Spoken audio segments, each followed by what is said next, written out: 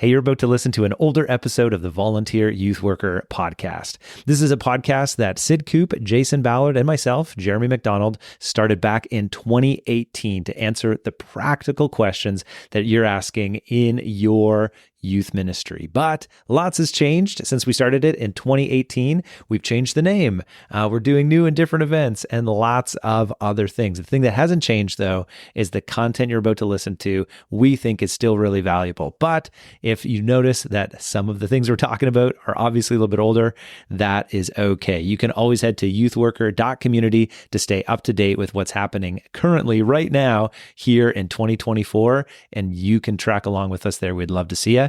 But enjoy this episode. Episode 117 of the Youth Ministry Team Podcast. Welcome back. This is Jeremy hosting today's conversation. And in just a second, we're going to jump in with Catherine. And then we've got Dorothy, Dr. Dorothy, who will be our guest for today.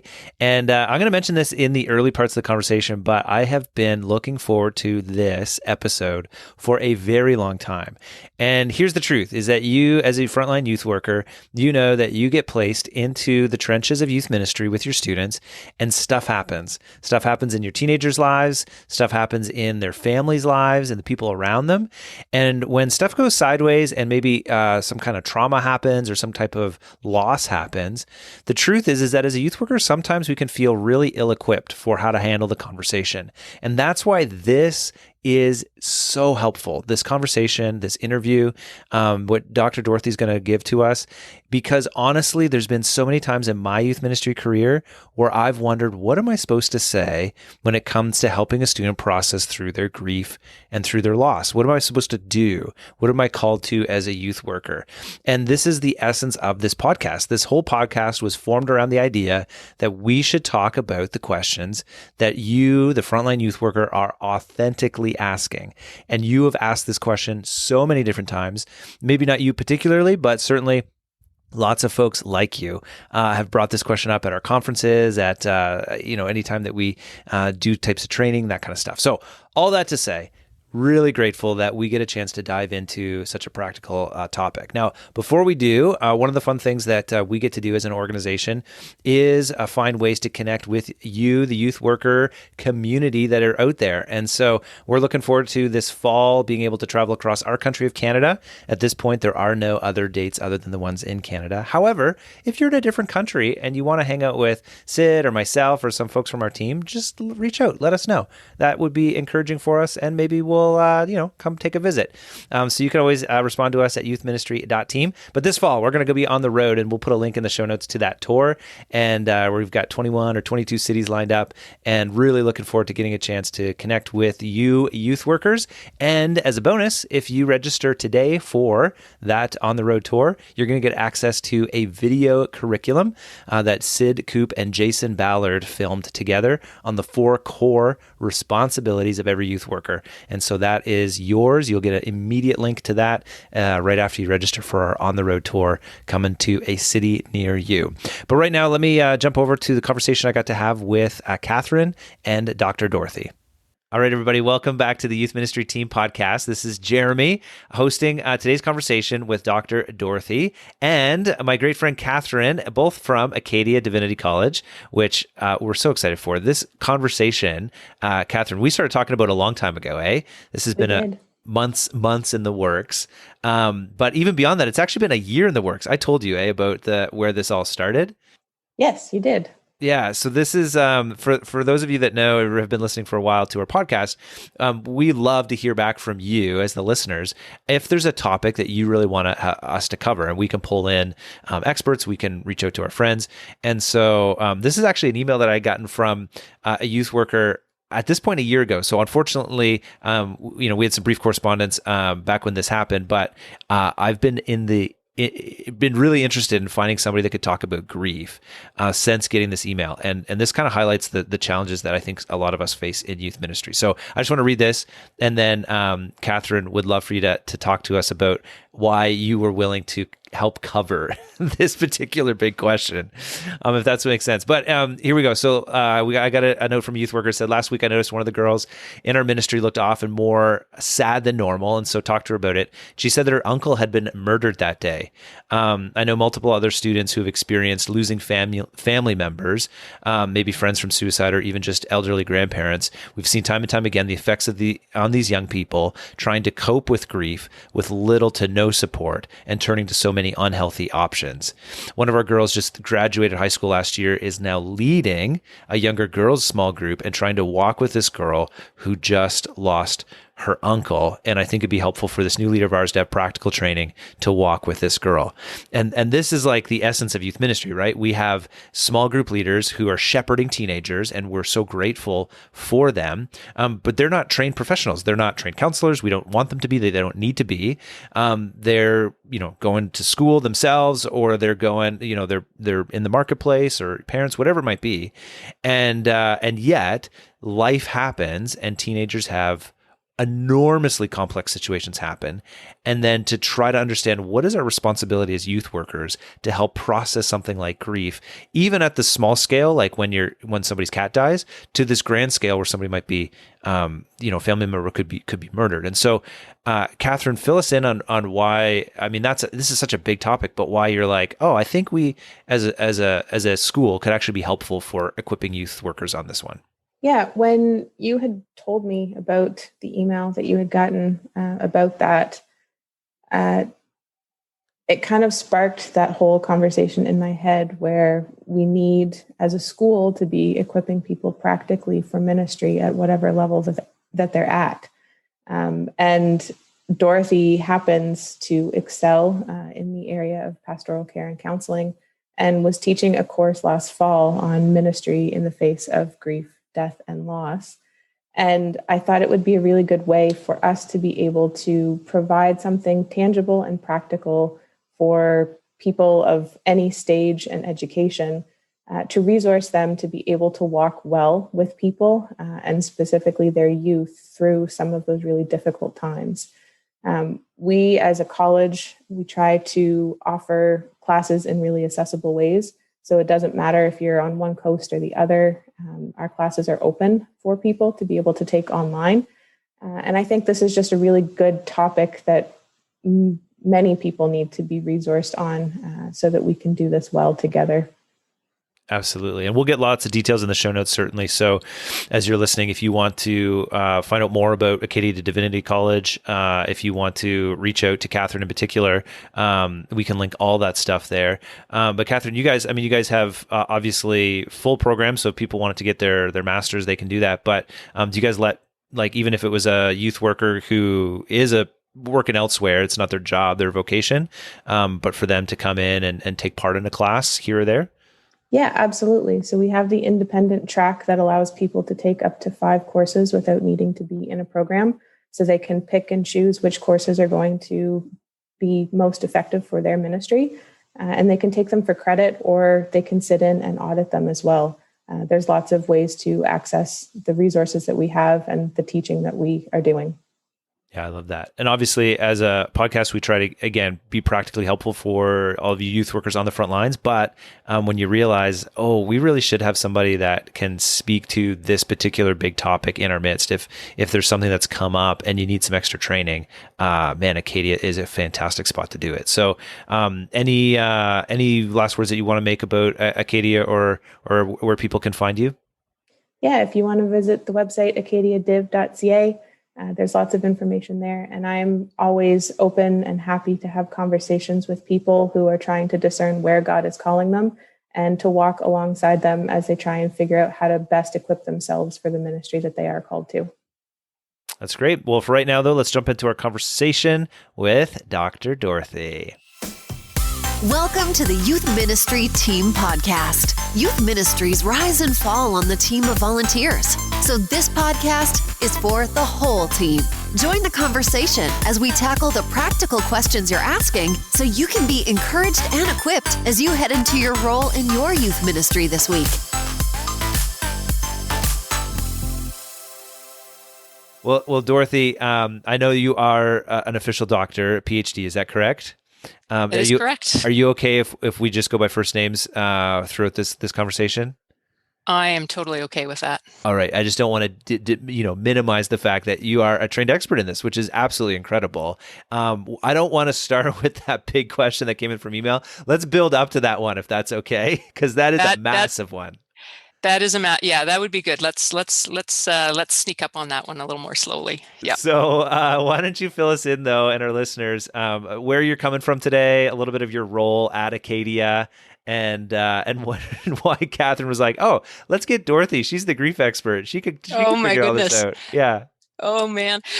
Well, Jeremy, I just want to say thanks so much for the opportunity to do this. And this is a new experience for me. So hey, it's kind of fun to be able to do this. I am calling in from the beautiful Annapolis Valley in Nova Scotia.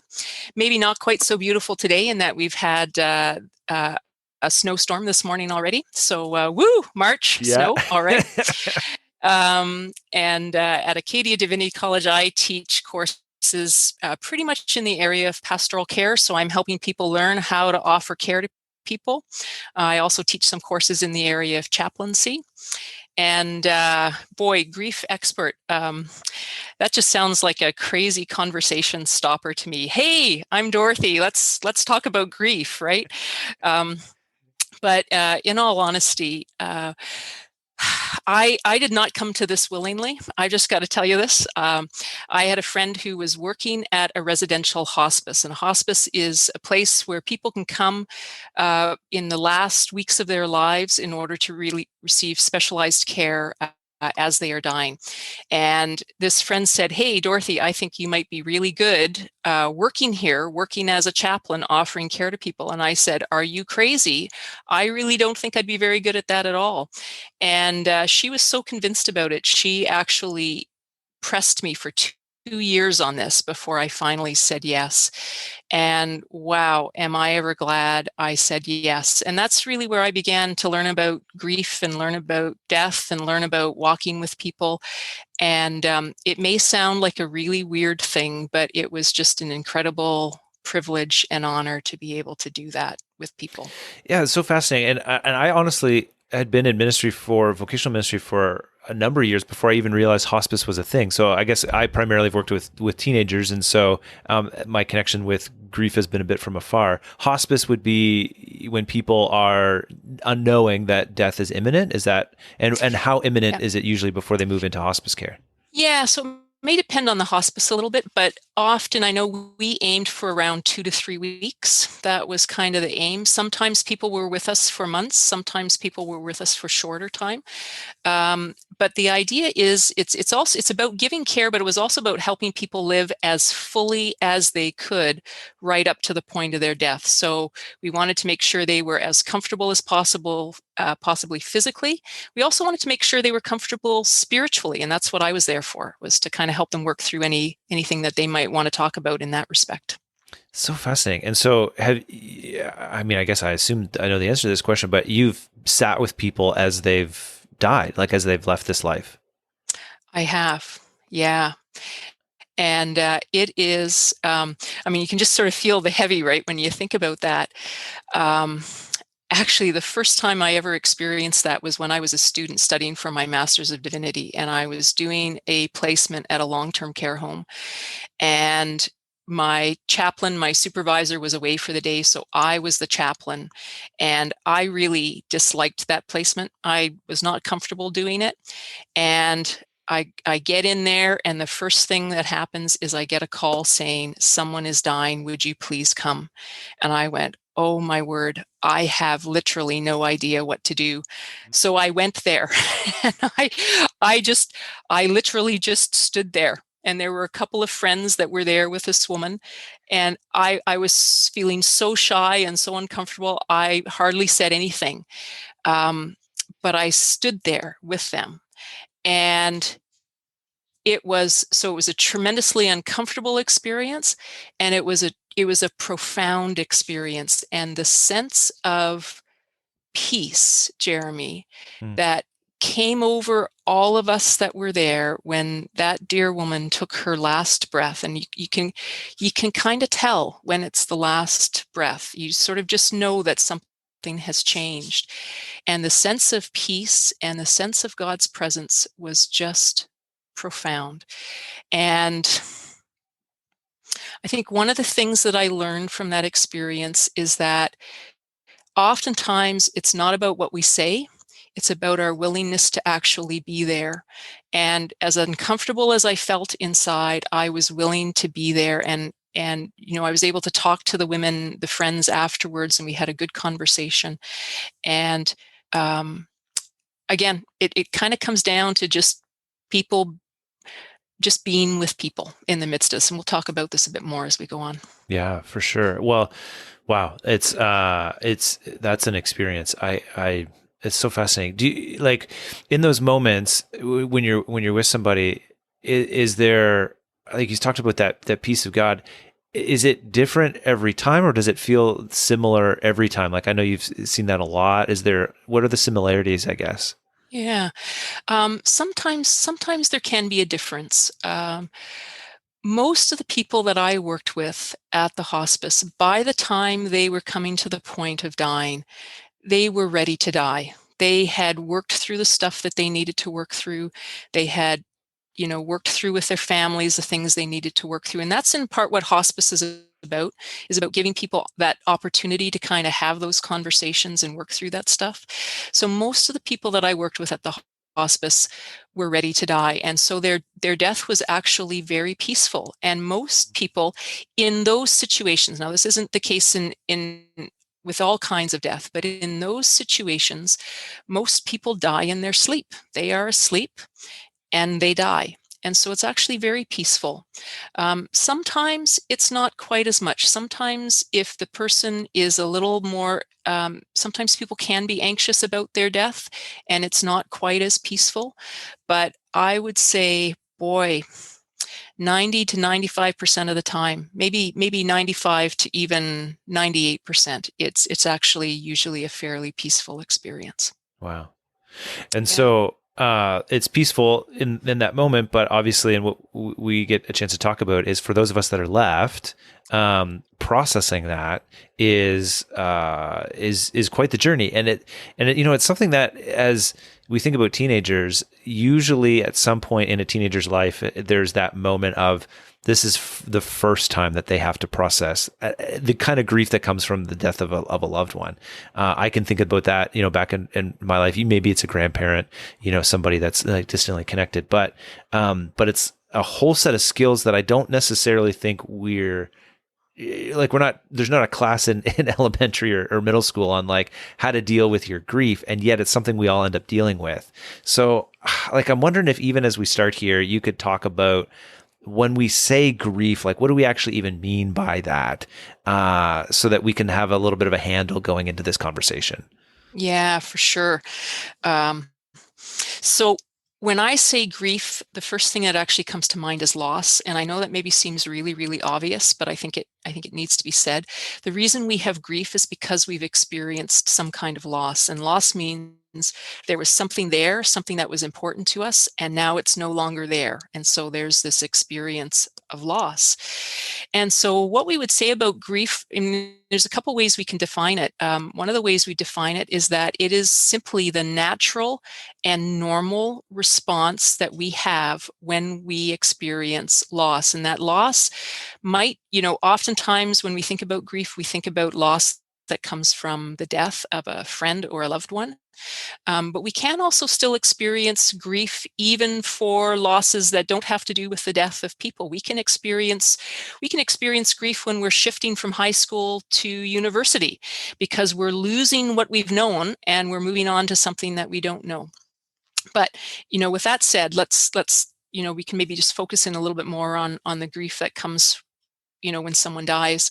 So it is our normal and natural response. And, I think a lot of us, when we think about how we might respond in situations of loss, we think of the emotions that we might feel. So we think about feeling sad, maybe angry, maybe scared, maybe depressed, those kinds of things. And that is often one of the ways that we respond when we experience loss. But there's other things that can happen.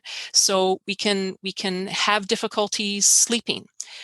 We may have a sense of physical heaviness, like it may actually be hard to move because our muscles just feel really heavy, or it might actually be hard to breathe because it feels like there's a weight on our chest. We can lose our appetite. We might find ourselves withdrawing from activities that we normally like to engage in. We might have difficulties concentrating at school. Like, maybe we've been a really good student and all of a sudden we just find it really hard to kind of put our thoughts together. So it's all to say that there are lots of different ways that we respond in grief. Emotions are going to be part of it, but there are going to be some other things as well. So that's one way to talk about grief. But I think there's another thing I want to say about that. And that is, and this is going to sound a little airy-fairy at first, but another way we can talk about grief is that it's an adaptational process. Well, what the heck does that mean, right? That sounds really not concrete. But what that really means is that grief, which is all that stuff that we feel, all that stuff that happens to us when we have a loss, is actually, like, we think of that as a bad thing. We don't want to feel those things. We don't want to go through those things. So we think of it as a bad thing. It's actually a good thing, because what all that stuff is helping us to do is to process through the loss and adapt to it, to be able to adjust to the reality of the loss so that we can come through it on the other side. And so that's really important for us to remember, because so many people will say, well, I don't want to go there. I don't want to feel this stuff. And part of what we have to help people understand is, what, we have to feel the stuff. We have to go through the stuff, because it's actually going through that's helping us adjust and adapt to the reality of our losses. That's so fascinating, because I think it's. I mean, again, I'm new to this. Like, this is all fresh conversation, so I'm learning as if I'm sitting in one of your classes, which is so great. Recognizing that the grief and the things that we've lost, that's the real reality. Like, we have to adapt to that new reality one way or the other. I've never, I guess, even processed that in that kind of way. I think that's really interesting. Yeah. Okay, talk to us about some of the misconceptions maybe as we get into things, because I know you've heard it all. I've heard a few different things about grief and the way that it works, or the way that we're supposed to process things. And sometimes for you, especially being somebody that has thought about this lots and has read about it and trains folks on it, what are some things you just wish we would stop doing as when it comes to grief? Some of those misconceptions. Yeah. Okay. So I've got a few things here that I want to mention, and a couple of them were in the blog, and a couple of them are not in the blog. So the first ones that were in the blog were, there is no normal way to grieve, and there is no normal time limit for grief. And this is really, really important, because we all probably have a sense of what grief should look like. And so we're going to assume, well, if someone's grieving, they should feel sad, they should look like this, they should be doing that. And if they're not doing that, then we start getting a little anxious, and we start thinking, oh, maybe they're not grieving properly, and maybe something's going wrong here. Well, the reality is that each of us is going to grieve a little differently, and it's going to depend on our personality. It's going to depend on how our families grieve, because we learn from our families how to grieve. It's going to depend on who the person was who died, what the relationship was to us, how they died. Was it sudden? Was it expected? All sorts of things get factored in there. And so we need to actually kind of have the mindset of not telling the other person how they should grieve, but actually asking them to tell us what grief is going to look like for them. So one of the ideas we talk about is we need to take on the posture of being a learner, and to say, how about you tell me about what this experience is like, rather than me telling you how you should be doing this. And Oh yeah. I just want to ask about that, Yeah. because I think, people have heard, and I've heard, like, oh, there's stages to grief. So you go through the denial, you go through the guilt, you go through the bargaining, all, and like, these are the steps. So are you saying that those steps aren't necessarily what everybody feels or faces? Absolutely. So in the blog, I was really hoping I was going to have space to get to, kind of how to think about a grief process well. All I could get to is how to not think about it well. Yeah. And how to not think about it well is to think about it in terms of those 5 stages. So, but it's so crazy, right? Because those 5 stages, right, like they have just like, they've just become so much a part of how we think about grief. Yeah. And so it's to say that, yeah, like, when we feel grief, there might be some denial, and there might be some anger, and there might be some depression, and there might be some bargaining, but not everyone is going to feel those things, and not everyone's going to go through those in a set order. Mm-hmm. So we kind of, in fact, fun fact, the person who wrote about those, Elizabeth Kubler-Ross, wasn't writing about stages of grief. She wasn't trying to give us that. We've adopted that in our society, and it's just kind of taken on a life of its own. But that wasn't the original intent behind her book. That's so fascinating. And so we really have to almost just be willing to say, well, like, what's going on for you? Tell me about it. Tell me about what might be helpful for you, rather than foisting our sort of thoughts about what it should look like onto them. Yeah. Okay. So now, hyper practically, and sorry, we're going to link your in the show notes. The link to your blog post are there.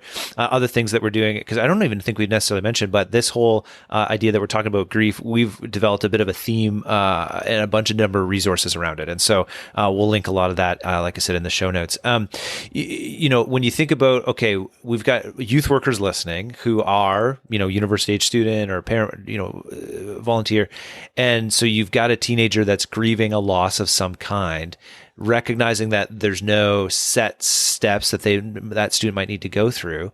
So we're just kind of understanding, like trying to learn and listen. Are there times when, somebody does something as a part of the grief process where we actually need to speak truth because they're starting to skew something inappropriately as they're grieving? Oh boy. You know what? Can we put a pin in that question, sure. Jeremy? Absolutely. I think there might actually be some things we should talk about before we get there. I like it. That might help with that. So all right, let's go more misconceptions. Okay, so I want to do let's do a couple more misconceptions.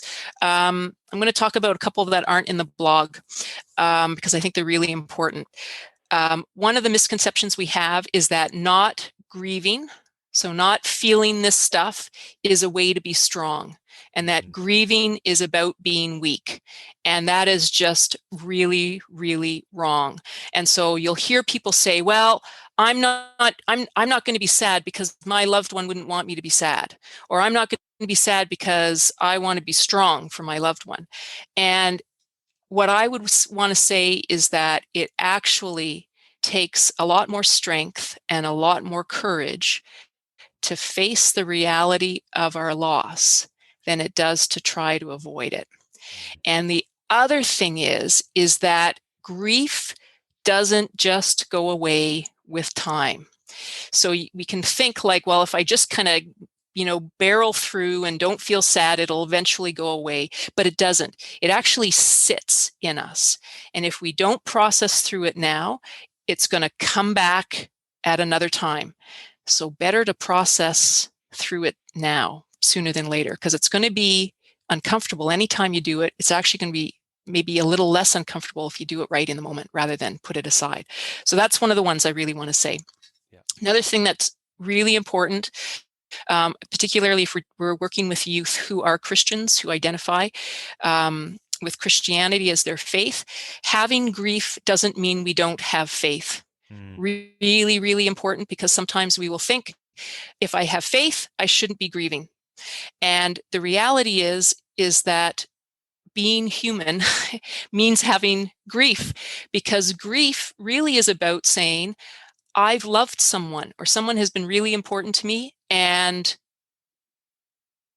that's why we have grief. And so when we say, I'm not going to have grief, we're actually, in a way, dishonoring the love that has existed. And when we feel our grief and when we process through it, we give honor to the love that has existed in that relationship. And then on that note, I just want to say, Jesus grieved. He grieved over Lazarus. He grieved over Jerusalem. He grieved in the Garden of Gethsemane. The psalmists grieved. The writers of Lamentations grieved. Grief is a really big part of the Bible. Having faith and having grief are not two opposite things. They are actually the same thing. Okay. Oh yeah, I'll stop. Well, so maybe you don't want to answer this one, but like I do know, I've heard from some folks, like when they bring that up about, I'm just going to stay strong. This was all for a bigger plan. And so because of that, I'm not supposed to, have any negative emotions. Like there's so much sometimes wrong. This is like my sneaky way of asking my last question. Okay. All right.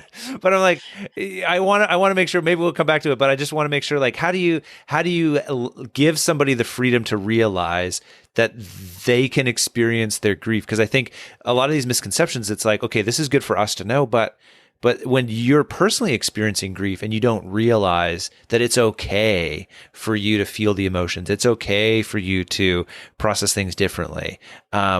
You might need somebody to actually give you tell you the truth about that, or give you the freedom to do that. Would that be fair to say? I think that's absolutely fair to say. So I think one of the things we need to say is, let's say someone's saying, well, I don't want, I have faith, so I don't have to feel grief. And I think what I'd want to say, probably say in some way, shape, or form is, you know what? Yeah, you do have faith, and you also have grief, and you have both. And so, so have faith. Yeah, if you know that your loved one is heaven, celebrate that. Mm-hmm. But that doesn't mean that you don't feel sad about the fact that they're not here with you now. And so it's okay to feel glad that they're in heaven, and it's okay to feel sad that they're not here with you. Yeah. And so we can just simply say that to people. It's okay to have both those feelings. Yeah. That's great. Are there other misconceptions or other things you want to clear up for folks? Yeah, there's one more I want to get in there, Jeremy, if I can. I got on a roll last night, so and this is more about directed specifically to youth workers, so the people who are going to be providing the care, and that is, we've got to get it through our heads that there is absolutely nothing we can ever say which is going to make it better for the person. So one of the reasons that we get all awkward when we're trying to figure out how to talk to people who are grieving is because in the back of our mind, we're thinking to ourselves, I have to try and say something that's going to make this person feel better. And the reality is, we can't make them feel better. They're going to feel what they're feeling. So we've got to get rid of that sense that that's our goal. Our goal is not to try to make the person feel better.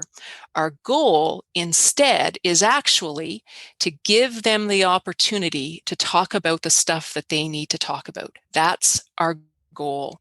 So the things that we are trying to say are things that are going to give people the opportunity to talk about what they need to talk about. And leading question, what are the things that they need to talk about? Well, it might, so kind of whatever's on their heart and their mind, right? So that's kind of where it gets to, grief is unique. So what one person may need to talk about might be different from someone else. So let's talk about maybe a situation of someone's grandfather has died. That person, the youth A, might be feeling really sad about that because the grandfather was just so important to them and was such a significant person in their life. So they might be feeling really sad. So that might be what they need to talk about. Youth B might actually be feeling relieved because maybe their grandfather was living with cancer for like 10 years and it was a really hard life. And they're actually feeling not happy that their grandfather isn't here anymore, but relieved that their grandfather is no longer going through pain or no longer having to live with feeling ill all the time. And so they're feeling relief. And so it's going to vary from person to person. And so that's why it's important for us to kind of, offer the opportunity for them to talk. And then we just wait to hear what it is they have to say. And then we kind of go with them based on where they're at. So Dorothy, tell me if there are some specific questions that you would suggest as good, maybe they're open-ended, like kind of help lead the way so that if it's a teenager or somebody else that's processing grief and loss, that they can then talk openly. What are some good questions in case we leave the silence and like there's nobody's speaking up? What do we say to kind of get the ball rolling? Yeah. And so I think, I just want to mark the fact, Jeremy, that I think it's really important for us as leaders working with youth to be willing to take the initiative. So I'll just kind of mark that one. Sometimes what we might be inclined to say to people is, look, I know you've gone through a hard time and, I'm here, come talk to me if you want. Chances are that in most cases, or certainly not in every case, is a youth going to follow up with us on that. So it's important for us to maybe take a little bit more of initiative with that, not wait for them to come to us, but be willing to go to them. So that's such a good word, because that is, again, our instinct is like, if we're a little bit nervous about what to say, oh, we're here for you. Like, let us know if you need anything. And I've even done that, like with general, like even family or whatnot, like, oh, if you need us to do something for you, but now the onus is on that person that is wrestling with all their grief and there's so much going on. They might need more prompting. Yeah. And so what we're kind of trying to do is find a way to invite them to talk if they want to talk without making it seem like we're trying to force them to talk. Because so the other side of it is that while we want them to share with us whatever they need to share with us, we also need to give them the right to not, if they don't want to, or if they're not ready to, or if they don't feel safe to. So it's we're sort of trying to walk a bit of a line there. So you had mentioned, when you were first asking me about this question, you'd mentioned an excellent one, which is, so let's say we're talking about a youth who is in our small group one night, and they say, my grandfather died this past week. And you suggested, well, we could ask them, well, tell me more about your grandfather. That is a fantastic question, because again, keep in mind, our whole goal is we want to get the person talking. We want to invite them or give them the opportunity to talk. And that gives them the opportunity to talk. And if they don't want to talk at that point, they'll say, well, I actually really don't want to talk about it. And then we can respect that. Chances are, because they brought it up, they probably will say some more. So that's a really good thing to do. Another good thing to do is to do what we call paraphrase back or reflect back to the person what they've said to us. So maybe instead of asking it like a question, we can just sort of repeat back what the person said. Your grandfather died. And we actually say it as a statement rather than a question. And that does two things. It, one, tells them that we've heard what they've said. And it's really important that we communicate to them that we've heard what they've said. But the second thing is it actually invites them, even though we're not asking a question, it actually invites them to keep talking. And so if they keep talking, then often what we do is we just keep reflecting back to them what we hear them saying. And it may be content about, sort of the nature of the death. It may be emotions, kind of the emotions that they're talking about. And we just keep reflecting back to them what they've said. And that tells them again and again that we've heard them and that we're inviting them to talk more. It sounds like such a basic thing, and it sounds like a really weird thing because it's not how we normally talk with one another in everyday life. But this is exactly what professional counselors do, is they reflect when they are first dealing with an issue with someone, they simply reflect back to the person what they've heard the person say. And even if it feels weird, I can tell you it's going to work. And so it's not about us having to try to come up with, again, words to make them feel better. It's us simply inviting them to keep talking. Let's say let's say we paraphrase and they don't offer anything back. We say your grandfather died, and they just kind of sit there silently. Well, then we can, sort of follow up with something. Well, can you tell us a little bit more about what happened? What what happened? See if that gives them the opportunity to talk a little bit more. And then we just invite them to talk as much as the context would seem to be appropriate for us to do so.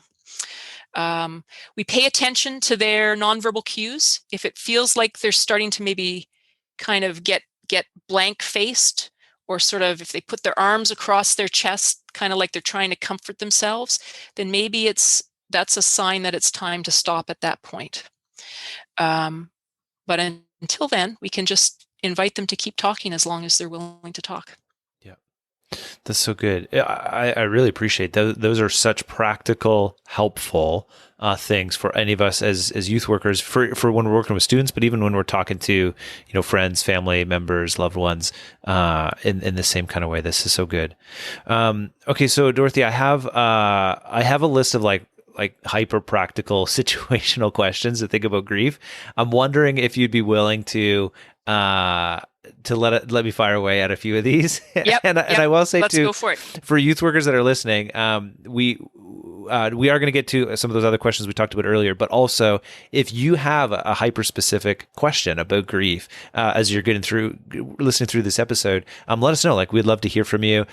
We can get that off to Dr. Dorothy, and maybe you come back on and clear up some of the other questions too at a future time, which would be so much fun. So, okay, I've been in this situation so many times, and actually in different provinces. So I live in New Brunswick. I've also worked in Ontario. I find that the funeral practices are a little bit different as you go across our country even, but there's wakes or visitations. There's those lineups where you are there to see the family of somebody that they've lost. And as a youth worker, oftentimes, the teenagers that I'm specifically there for are off to the side, or they're at the front of the line. But then you still get a chance to talk to the rest of the extended family. And when you're in line at a wake and you're having this short interaction with somebody about loss, what are you actually supposed to say? And this might not actually be this obviously isn't like processing grief. It's just like a bit of a cultural thing that we do. What do you say in like those fast moments about grief? Yeah. Oh man, such a good question, Jeremy. I'll tell you what mine is. I'll say something like, I'm sorry for your loss. That's kind of my go-to. There's a couple of schools of thought on this. Some people think that it's actually not really good to say I'm sorry because it can sound like you're, in a sense, taking responsibility for what's happened and apologizing for it. So if it doesn't feel comfortable to say I'm sorry, then another thing that you can say that's really helpful is, I'm feeling sad about what's happened for you and your family, and just say it that way. So my best word on that one would be, go with the one that feels most comfortable to you, because if you feel comfortable saying it, then it's probably going to come across well to the person that you're talking to. Yeah, that's so. And are we fine to, after that line, you acknowledge that you've seen that person post-COVID, you'll probably shake their hand or something, and then we're okay to move on, because it is kind of like that moment if you get stuck in front of somebody you don't know. You don't need to strike up a full conversation with somebody at that point, right? Really good question. No, you don't. And let me tell you this. First of all, there's probably going to be a long lineup, so you don't want to, practically, you don't want to hold up the line. That's really important. You got to think about the people who are in the line. It's probably really exhausting for them. They actually don't want to have really long conversations with anyone. And what's really more important is the fact that you're there, and they're probably even not going to remember what you say to them, but they're going to remember the fact that you were there. And that's the really important thing. So say it, shake their hand. If it's appropriate, give them a hug, and then move on. Absolutely. Okay, Yeah. that's helpful. Okay, now my next question is about when somebody discloses about loss in their life and maybe a recent loss. So I think about like obviously we're thinking about youth ministry. So you have a student in your small group, they bring up in like small group time that their grandfather died. Maybe you're asking about how people's week went, and that pops up. So we have some of the questions that we know we want to journey if somebody is grieving, but sometimes they disclose in environments where it's like, I don't know if this is the place to like process your Yeah. grief. And so what do you do to make sure that, hey, we can follow up with this, or do you stop right then? How do you acknowledge grief in those types of different spaces? Yeah. Wow. That's another, because I was thinking about that when I was sort of thinking about the question around the grandfather. I was thinking, well, the ideal answer is, that you sort of follow up in the moment, right? And you ask the open-ended question or you offer the paraphrase. But yeah, what if it feels like either because of who's in the group or who the person is who's disclosing it, that maybe it's not going to be a really good thing to talk about in that moment? And so, um, one thing you could do would be to say, hey, wow, I'm really sad to hear that. Would it be helpful for you to talk about this a little bit more right now? Or would it maybe be better to, you and I, we can get together and talk about it afterwards? Mm. And so then kind of give the person, so if you think, I'll back up. If you think that it would be appropriate for that person to talk about it in that group setting, Mm-hmm. then give them the opportunity to talk about it, but also let them know that if they don't want to talk about it right then and there, you'll talk with them about it afterwards. Mm. If it doesn't seem like the right setting, like if it just feels like it's not an appropriate setting to talk about it right then and there, so you can then say something like, oh man, I'm really sorry, like that. I feel sad about that. You know what? Let's make sure you and I connect after we're done what we're doing, so that we can talk about this a little bit more at that time. Mm-hmm. That Yeah, would be my suggestion. that's so helpful, because I do think like, man, there's a grade 6 boy in a grade 6 boy small group who again just doesn't know when to bring that kind of stuff up. And so like you get to the group, you've just thrown out the starburst to everybody around the circle and you're like, how's your week? And one kid's like, I aced the test. The other kid's like, man, I landed the trick on my skateboard. And then this kid's like, oh, my grandpa died. And you're like, oh no, like what do I do Yeah. now? But it's Yeah. because the kid doesn't necessarily know like the space and time to, but maybe they're hoping to process it there. So those are really helpful questions. I appreciate that. Okay, shifting gears a bit, and this kind of goes back to our earlier question about what happens when you see somebody that might be processing grief in a way that isn't helpful for them, and or at least needs a little bit more dissecting. So let's say that you got a student who in your group, the loss is significant. Like it is somebody that they were close to, or like something's gone wrong, but they're not necessarily acting like it. Like they're not bringing it up. It's happened, but they're trying to put on a brave face and be completely normal about it. Probably because they think that's what they're supposed to do. What do you actually say to that person? Yeah. So I'd want to say that probably one of the really, you've named it, Jeremy, that one of the reasons they may not be talking about it is because they feel like they need to put on a brave face. They want to be strong. Maybe they think, if I have faith, I don't have to grieve. There actually may be some other reasons why they're not talking about it. One of the things we may go to is think, well, they're in denial, right? Because we've got that word in our culture.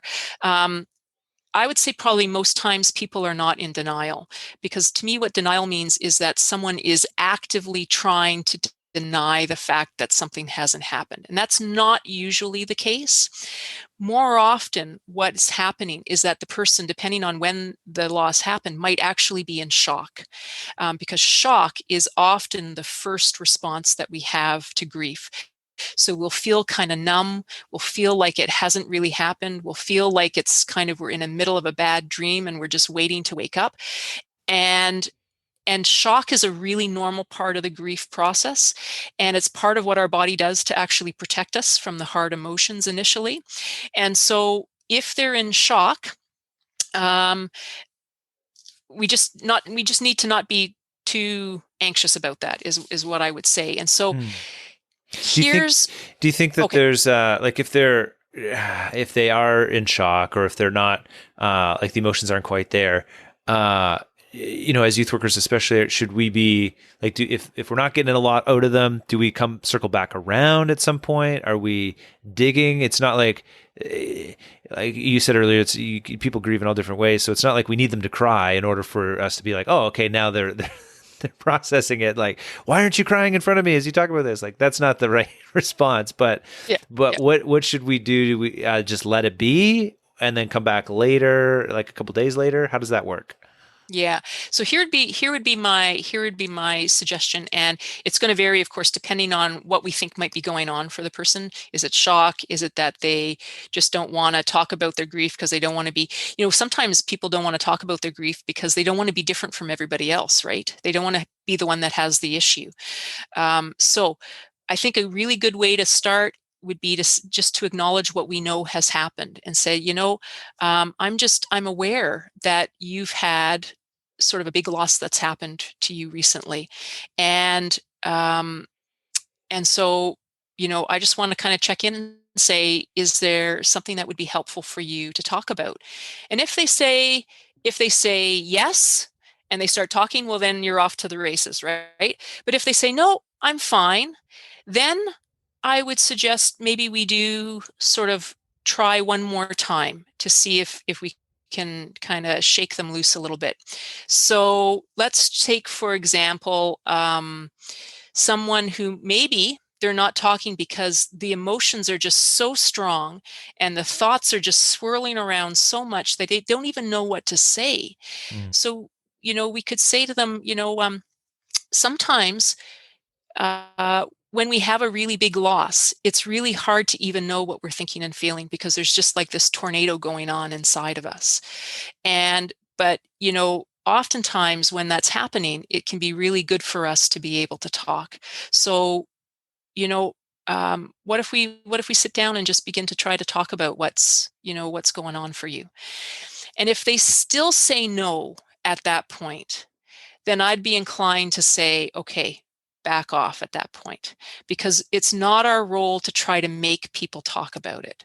We give them the opportunity to talk about it. We don't try to make them talk about it. Mm-hmm. And then I'd say, pray. Be praying for that person. Be praying for wisdom to know if there's another opportunity to go back at it.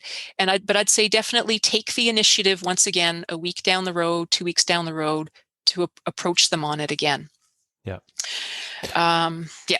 I really appreciate that one. Maybe on the other side of things, what do you do when somebody's losses are often, and it's not that they're insignificant, but they're like somebody every week has something that they're grieving, and it's like, this week, my cat got sick and my world is ending, and the next week is my sister's boyfriend moved out, and so like they're not.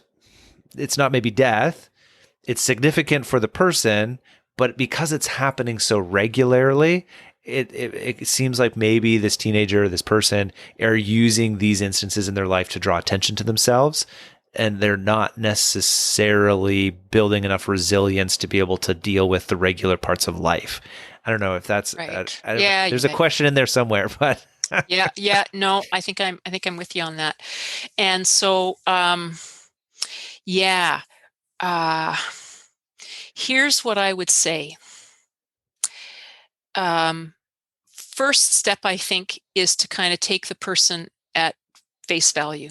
Mm-hmm. and to approach it as you would any grief situation. So give them opportunity to talk about it.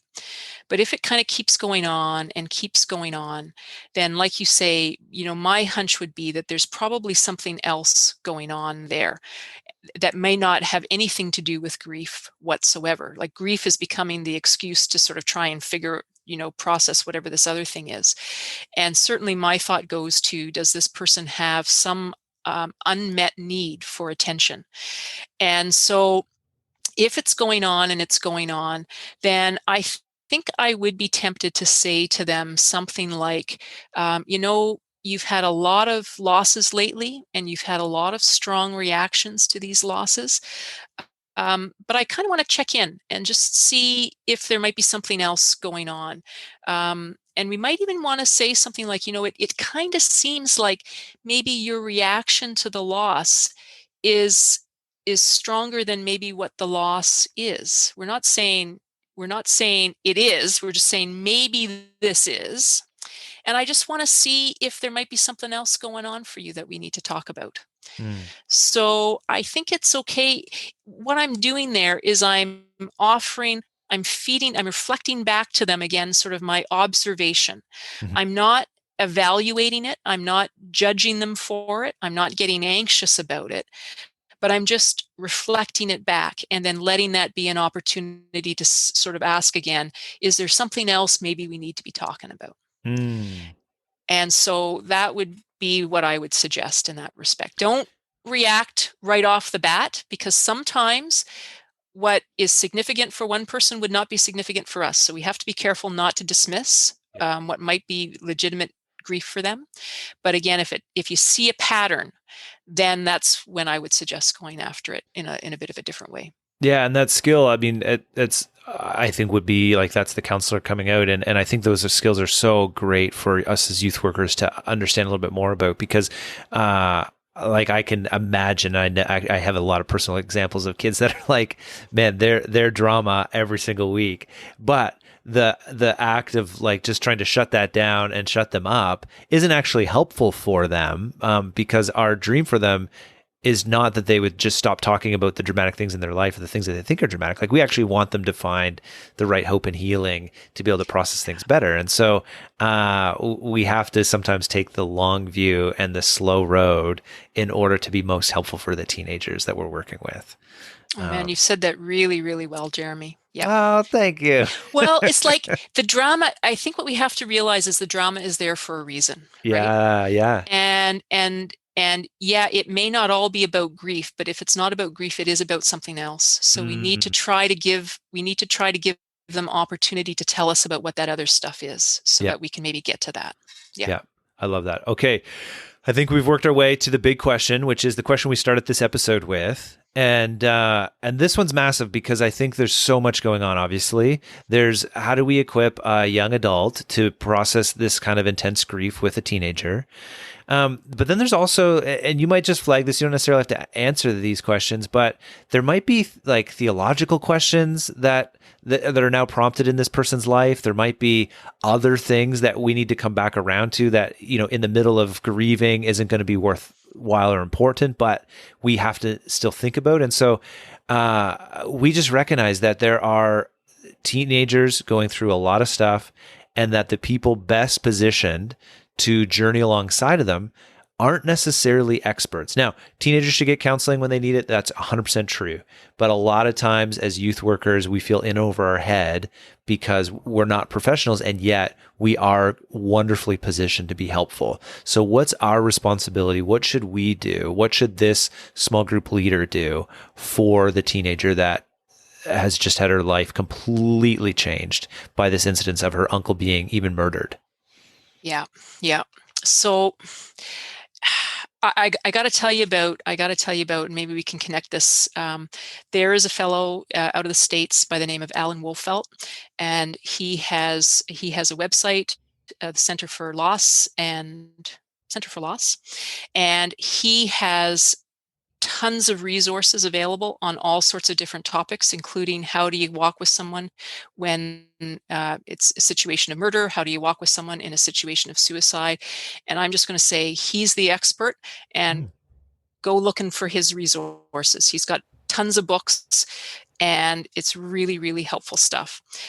We'll link that in the show notes so that people can find their way. Center for Loss and Life Transition, centerforloss.com. That's awesome.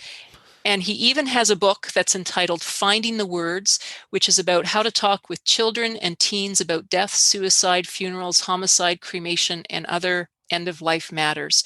Just little snippets with here's what not to say and here's what to say. So get that book. It's not going to tell you how to have the whole conversation, but it's going to tell you how to get started. Really, really helpful. So with that said, the other thing I want to say is that, in a sense, any death requires of us we offer the same kind of care. So whether the death is due to murder, or whether the death is suicide, or whether the death is cancer, in a sense, we offer the same kind of care. We initiate the conversations. We give the student the opportunity to talk about what's going on for them in that moment. We ask open-ended questions. We reflect back what we've heard them saying as a way of affirming that we've heard them, and as a way of saying, tell me some more. So it's the same thing. But of course, it's also not the same thing, because there's things going on. There's just factors which go on in situations of murder that are going to be different from death due to cancer. So things like, is the murder public? Is it being splashed all over the news? Are the youth seeing it in the newspapers, on social media, so on and so forth? Is there a court case that's going on? Are the police involved? Chances are the police are going to be involved, right? Unless it's chances are the police are going to be involved. Did the student witness the murder or not? That's a big thing. Who committed the murder? Is it someone known to the student? Is it someone not known to the student? All of those factors could just add additional levels of pain and question and anguish. And so, in a sense, we still do the same thing. We still simply give the person the opportunity to talk. But we have to be aware that they may have more things to talk about than if the death is sort of more of a natural death. Now, one of the things we really need to be aware of when it comes to something like murder, possibly also suicide, is whether there might be the possibility of trauma going on for the youth. And we can experience trauma not just from seeing a traumatic event, but also from being told about a traumatic event. So even if the youth didn't witness the murder, they can still experience trauma. And so probably the first thing I would be doing after I've had that initial conversation with the youth is I would be contacting a professional counselor. Mm-hmm. And I would actually be going to them and saying, here's the situation. I feel like I'm out of my depth. What advice can you give me? And I simply need to say this. I would be doing this too, because I would feel out of depth, because I would want help to know, is there trauma going on here? Is there not? If there is trauma going on, then definitely we need to refer that youth to professional care, because there's certain ways to deal with trauma and certain ways to not deal with trauma. Mm-hmm. So I guess I just have to say, I do not feel like an expert in this situation. I haven't had to deal with this situation myself. So I would do the things that I know how to do: listen, reflect back, ask open-ended questions, and then I would be talking to someone who knows a lot more about this than I do. Yeah. So that's super helpful. So what if that does happen and that teenager, is referred on to for counseling, which is the right thing? What's the responsibility for those of us as youth workers over the next 6 months, even to a year? Because maybe the initial stuff has been dealt with, the traumatic stuff has been dealt with. Do we need to reference or bring it up if we see stuff on social? Like, what's our responsibility for the next couple of years even? Boy, that's a really good question. I think, let me say this. When we refer someone on, it doesn't mean that we drop them. It doesn't mean that we relinquish responsibility for them. We need to still remain connected with them, and because we all need as many people around us as possible when we experience something like this. So I think it's going to be really, really important to keep checking in with them and giving them opportunity to talk with us about what they want to talk with us about. In terms of social media, if something gets posted, let's say, because oftentimes trials take a long time, right? So the murder happens in 1 year, the trial may not happen for a whole other year. So this is all going to come back up again when the trial happens. And so absolutely, we need to step back in at that point and kind of say, so where are you now? what are you experiencing now? What are you thinking now? Again, just give them that opportunity to talk about it. If something pops up on social media, and they've seen that, check in with them and say, like, how has this impacted you? And again and again and again, just keep in mind that the goal is to give people opportunity to talk about what they're experiencing. Yeah. You're not going to have the answers, but them being able to talk it through is what's actually going to be most helpful for them. Yeah. If you do notice, like things that are, incorrect in their theology or incorrect in how they're processing their grief, when's the right time, or how do you know, do you just make a note and like a couple weeks down the line, do you bring it up? And I just think, like, man, I've seen a lot of teenagers, especially, they, in the moment of their grief say, oh, heaven needed another angel. And so that's why. And I'm thinking more so of, like, my grandfather passed away of his cancer. And so, heaven needed another angel. And the unfortunate thing is that if you draw that too far down the line, you start to think, like, did God cause this person's cancer to happen and kill them in order to get them into heaven? Like, that's obviously not the case. And so when's the right time, or how do you clarify some of those types of things?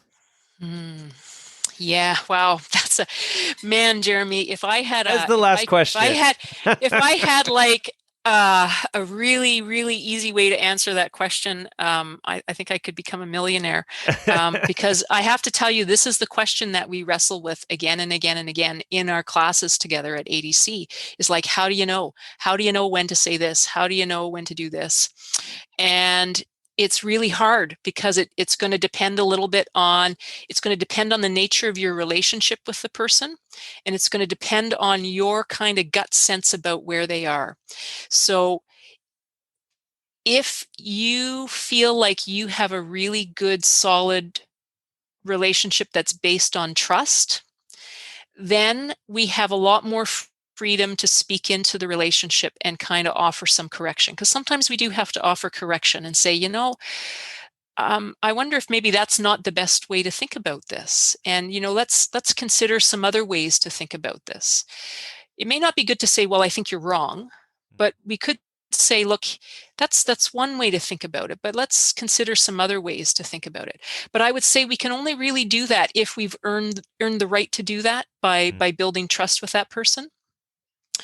The other thing that we have to take into consideration is, where is the person at who's saying that?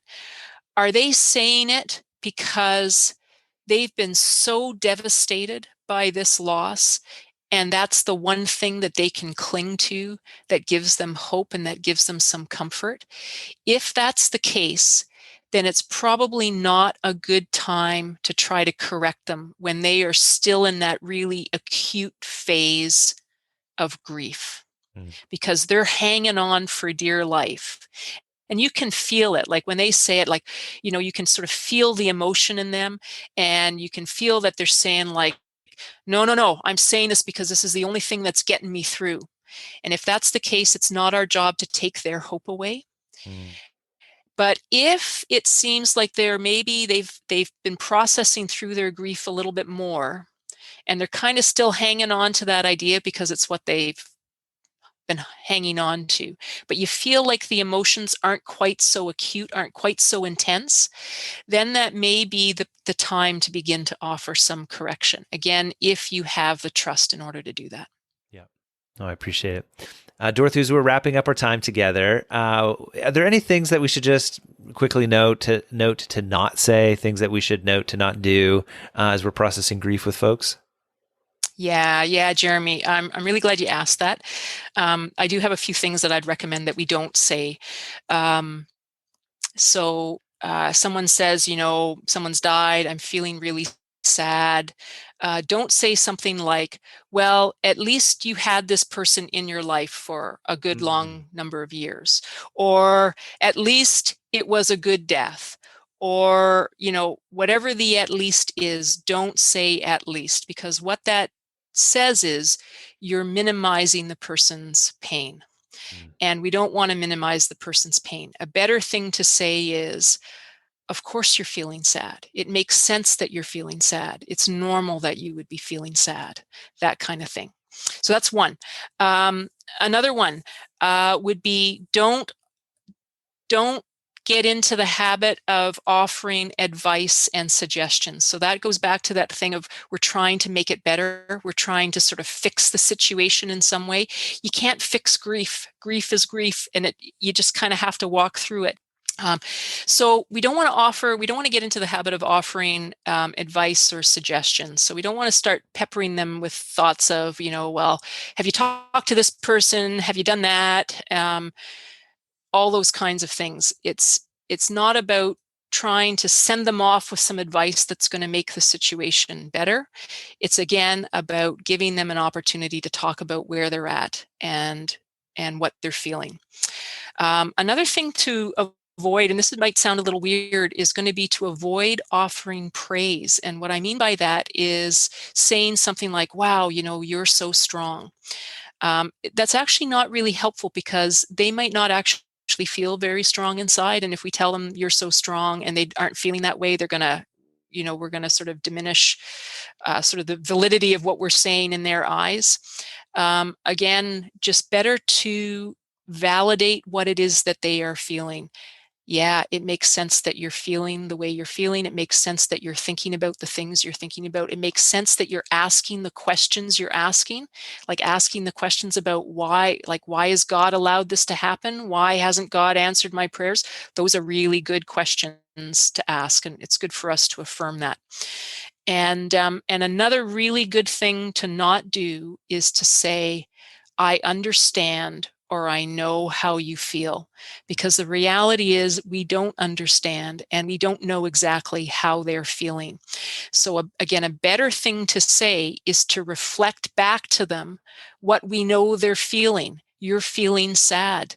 You're feeling angry. You're feeling relief because your grandfather's no longer in pain. By reflecting that back, we've told them that we know how they feel, without having to say, we know how you feel. Mm-hmm. So those would be my suggestions of things not to say. Oh, I appreciate that so much. Any final words as we come to a close here today? Yeah, Jeremy, I want to say this. You don't have to be an expert to do this. You don't. In fact, Alan Wolfelt, the person I talked about, he has another really great book entitled Counseling Skills for Companioning the Mourner. And it's based on the premise that every single one of us can do this. We don't have to be expert counselors. So know that it's going to feel awkward. It's going to feel like a big responsibility. But you can do this. And I'd also maybe say, don't be afraid of making a mistake. We get really tied up in knots about making mistakes. I don't think there's too many mistakes we can actually really make that are really going to wreck things. And so kind of go with your gut. Trust your gut. I think it's going to lead you in some good ways. And just thanks for doing what you're doing. Wow, we appreciate so much your time and taking time to share with our community today, and trust that it's going to be so helpful.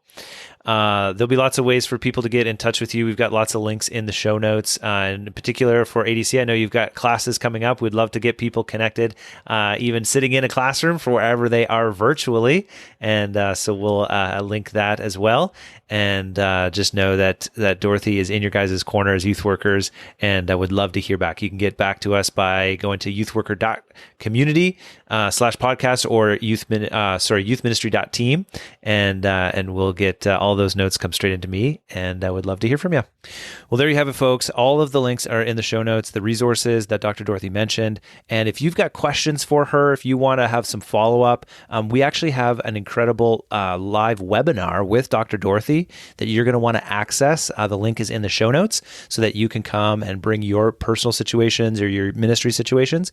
And if for whatever reason you're listening to this down the line and that live webinar is now turned over to a recording, we'll make sure that that's available for you as well. But if you want, no matter what time of the year or years that it is, send us a note at youthministry.team, and we would love to hear some of the things that you're being challenged with, and we would love to help answer the practical questions that you're wrestling with.